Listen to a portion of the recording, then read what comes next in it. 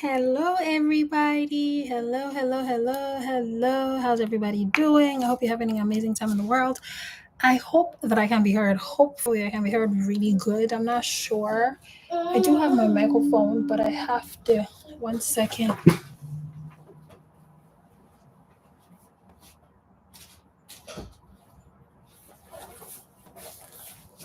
Microphone's here.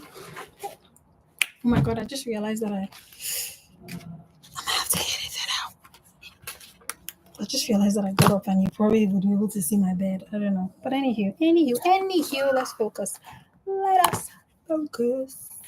Shall we focus? I don't know. You know what? I'm just going to play by ear and hope that I can be heard through my computer microphone. Um, this is interesting because I'm doing this live stream and there's currently nobody watching this particular live stream, but I know that in some few months, whatever the case is, people are going to be watching. I know people are going to be watching. But anyways, we're still going to show up and we're still going to do what it is that we are called to do. My name is Abiola Makonjola, and welcome to Thrive with God, where we have conversations that allow you hone into your identity, that allow you build your identity by speaking with God so you can be who He set you apart for. And I hope you're having an amazing time in the world. Let me know how you're doing. And when I say how are you doing, it's not just I'm okay, I'm fine, but it's really how are you doing? I want you to take some time, sit with it, and I want you to really answer that question from a place of depth. How are you doing? How are you doing? So today I wanted to talk about identity crisis. I currently do have a book that I'm working on. It's called Identity Crisis. Um, I guess I just wanted to talk about it, talk about like the content of the book. But anyways, I wanted to talk about and just like the title of this video, I can't say the title of this video, but basically just talking about the basics of identity crisis. So the other day I had posted a video about God sending people, and it was basically from the book of Exodus, where Moses was being sent to free the to free the Israelites from Pharaoh, from Egypt, and to to let them go so they can go into their land of milk and honey, as God had promised Abraham, based off of the covenants that God made with Abraham.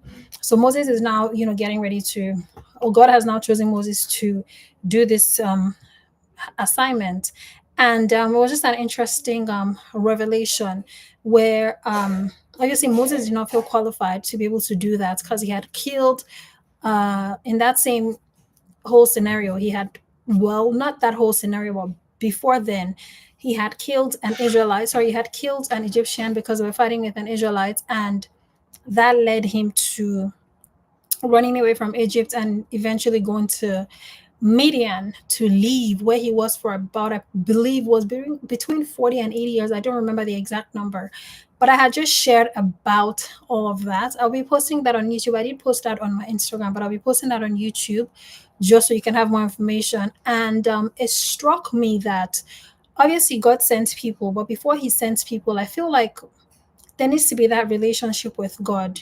How do you know God is sending you? How do you know that it's God that's allowing, that's God that is the catalyst to what it is that you're doing? How do you know that? And if we don't have that relationship with God, it's so hard to know because we have so many voices, so many things just speaking into our minds every day. You have your phone, social media, different things. Everybody's saying something, one person is saying the other, but then you don't really know how, or you don't really understand when it's God that's actually like, this is your assignment, right? So I figured that, like, which is why I'm writing the book Identity Crisis. And I figured that I could just come on here and I could just chat or have a conversation about what that looks like based off of my experience and my journey with God so far, and what I have learned and what He's still teaching me. So identity, when we talk about identity is one of those things that I don't think a lot of people pay attention to. But really and truly, when you look at identity as a whole, there's just a lot of, like I said earlier, there's just a lot of noise surrounding identity. And that's my little boy Kenji. There's just a lot of noise surrounding identity. There's like psychologists talking about different ways of determining your identity. There's different theories. As a matter of fact, let me pull up uh let me see. It's not this tab, I think. I just wanted to like shed more light on the different theories when it comes to identity. Okay, so there's like Bandura's social cognitive theory. There's Bronfenbrenner's ecological theory. There's cultivation theory. There's cumulative theory. Dose response. There's Sigma. There's Freud. Freud. I don't know how to pronounce his name. There's um there's just a number of like different theorists or different psychologists with their theories who talk about identity, and then you now have all these horoscopes, which, well, all these theorists, they develop like different personality tests. I don't know if you've ever done like a personality test. One of the popular ones is that one. I think it's, I don't know what they call it, but I know like they do it a lot when you're about to start work. It's, or even in like psychology classes or whatever, but it's usually the results are INTJ, ENTJ, T and whatever, whatever. But it's always like four letters, and it's like a combination of different things that you're assessed by. So there's that. I remember taking the Myers Briggs test when I was in university. I think it was one of my classes, organizational behavior. There is horoscopes, Aquarius, Pisces, Aries, Gemini, that tell you this is how people behave, blah blah blah blah blah. So there's just like so many things that people use to gauge their identity, that people use as standard for their identity. But I feel like the one question that people don't ask themselves is, who am I? Like just sitting with that question, just asking that question and sitting with that question. And of course, before I even jump into that, there's also your experiences that, kind of like shape your identity, your environments that tend to shape your identity. But there's just one thing that people don't necessarily ask. They're like, who am I? And as simple as that question is, it is so powerful because it's a question that when you ask, you actually receive an answer for. It's a question that when you put it out there, when you begin to hone into that, you actually receive an answer. But we don't necessarily ask that question because we're always flying from one end of the spectrum to another. We're always doing so many things just to be able to get to the root of who we are.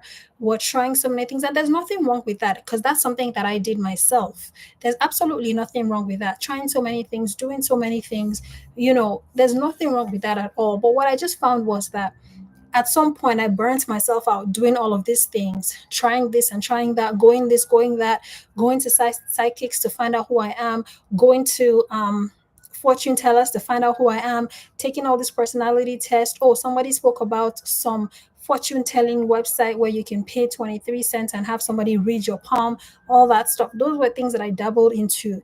Because what then happens is, as spiritual people, as people who are followers of Christ, what happens to us is we begin to open doors that were not supposed to be opened when we dabble into that.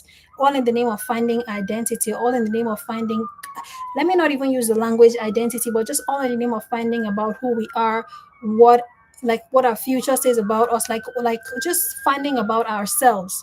We begin to open doors that we're not supposed to open, and then that we begin to get spiritual attacks, and then we just go down this rabbit hole of things that were not supposed to be happening to us or things that have not been ordained by us. So we need to be careful. So asking that question, who am I, is like one of the most profound and just greatest things that we could do for ourselves. Asking the question of who am I, and just sitting with it. Just ask yourself that question. Take a pen and a paper and just ask yourself that question. Who am I? Who am I? Who did you create me to be? And just sit with it.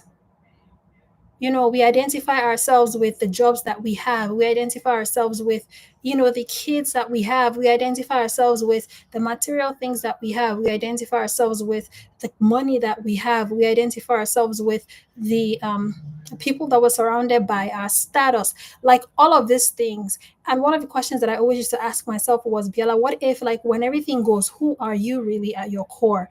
And I think that was one of the reasons why I jumped so many hoops, and I just, I kept on like going down this rabbit hole of really finding out who I am, because I defined myself by a lot of things that I had.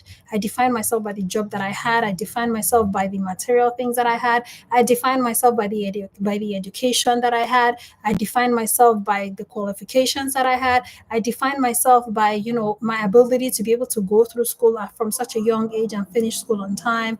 Like all of these things that didn't really matter